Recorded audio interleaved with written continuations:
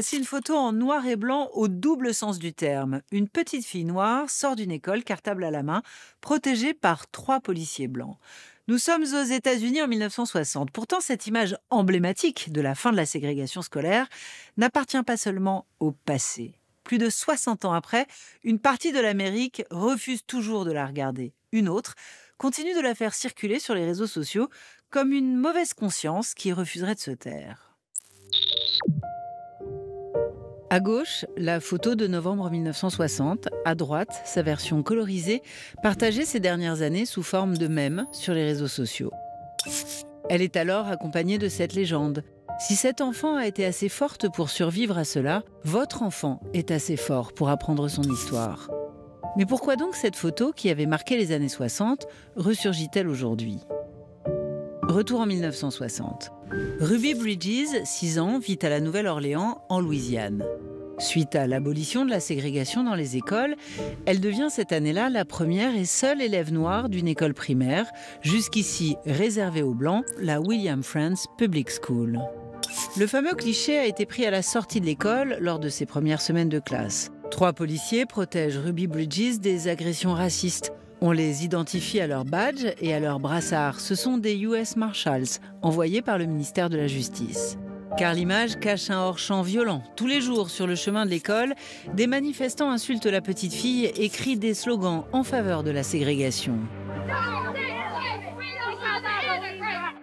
En fait, presque tous les parents blancs ont retiré leurs enfants de l'école et les ont inscrits ailleurs. Pendant plusieurs mois, Ruby est seule, en classe, avec une institutrice blanche. Notre photo a été réalisée pour l'agence AP, reproduite dans de nombreux médias en 1960. Elle est depuis devenue emblématique de l'histoire de Ruby Bridges et plus largement de la déségrégation des écoles. On la retrouve en couverture de livres pour enfants comme de manuels pour enseignants. Ruby a même inspiré l'artiste Norman Rockwell. En janvier 1964, son tableau, titré The Problem We All Live With, notre problème à tous, est reproduit dans le magazine Look. Cette peinture donne à voir de façon explicite la violence de cet épisode historique. Elle fait de Ruby une icône. En 2011, on la retrouve d'ailleurs devant ce tableau à la Maison-Blanche, aux côtés du président Obama, qui lui confie « Ce qui est sûr, c'est que sans des gens comme vous, je ne serais pas là aujourd'hui ».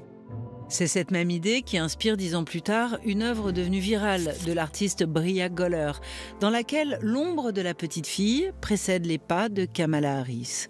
Ruby ouvre ainsi la voie à la première femme noire vice-présidente des États-Unis. Une icône historique, donc, mais aussi un symbole des tensions qui agitent aujourd'hui encore les États-Unis. C'est ce que raconte le mème qui circule sur les réseaux sociaux. En février 2023, il est partagé par l'actrice Mia Farrow pour protester contre la façon dont certaines écoles américaines déforment l'histoire de l'esclavage ou de la ségrégation pour en atténuer l'aspect raciste. Sa publication est vue près de 300 000 fois.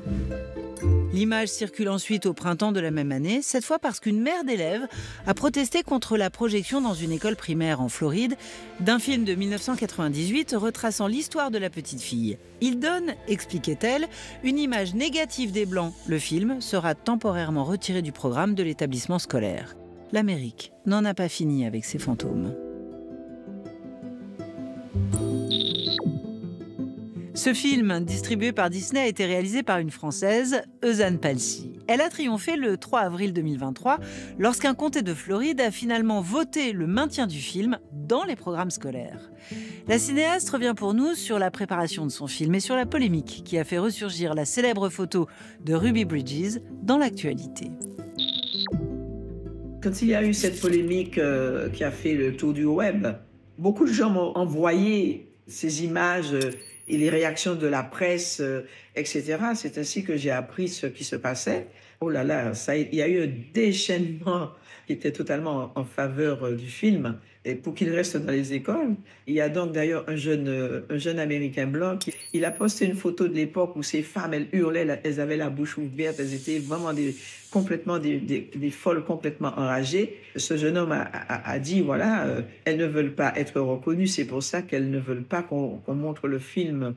Chaque fois que je regarde cette photo, sincèrement, j'ai des larmes aux yeux. Ça me bouleverse. J'ai eu quelques conversations, bien sûr, avec Ruby Bridges, qui me disait qu'à l'époque, Évidemment, elle ne comprenait pas. Quand ses parents lui disent, bon, mais voilà, demain, des hommes blancs vont venir te chercher, tu iras dans une autre école. Bon, elle était contente, elle va aller à l'école. Bon, elle voit la belle voiture qui arrive et tout, mais elle va à l'école. Quand elle arrive, il y a tous ces gens qui gesticulent, etc., qui disent des choses qu'elle ne comprend pas forcément. Ça lui rappelait le carnaval à la Nouvelle-Orléans, puisque ça se passe à la Nouvelle-Orléans. Elle ne voyait pas de mal à cela. Et c'est petit à petit qu'elle a compris que c'était pas du tout du carnaval, c'était pas du tout, elle n'était pas du tout la bienvenue ni applaudie, et que, au contraire, que c'était le plus affreux des mépris. Lors du casting pour le film, on m'a annoncé la visite d'un homme qui était à l'époque celui qui s'est occupé d'elle, qui était le chef des Federal Marshals. Et j'ai pris cette liberté de le mettre dans le film pour bien montrer que ce n'est pas une fiction. Parce que cet homme-là, il était là et tous les gestes qu'il disait à l'enfant, don't look back, ne regarde pas en arrière, n'écoute pas ce qu'ils disent. Tout ce qu'il dit dans le film, tout ce qu'il fait, il a vraiment fait ça. Quand je fais un film tiré d'une histoire vraie, j'aime bien respecter, tant que je peux, les vérités. Donc, c'était très important pour moi de parler aux véritables protagonistes, je dirais. Ruby Bridges n'est pas la seule icône de la déségrégation. Avant elle, des jeunes femmes noires avaient commencé à mener le mouvement dans d'autres villes, et notamment dans des lycées.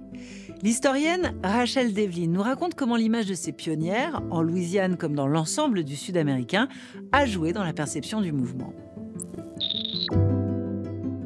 The Ruby Bridges picture is representative of the disproportionate power between these girls who were desegregating and the adult officials who were in charge. And so that she's by herself shows how what a lonely and lone operation it was to desegregate a school for many girls. And then the second thing it shows is, in fact, that it was girls who desegregated the schools all over the South. Almost universally, they're wearing these giant white bows. And sometimes white, often, and black checkered clothing was also symbolic.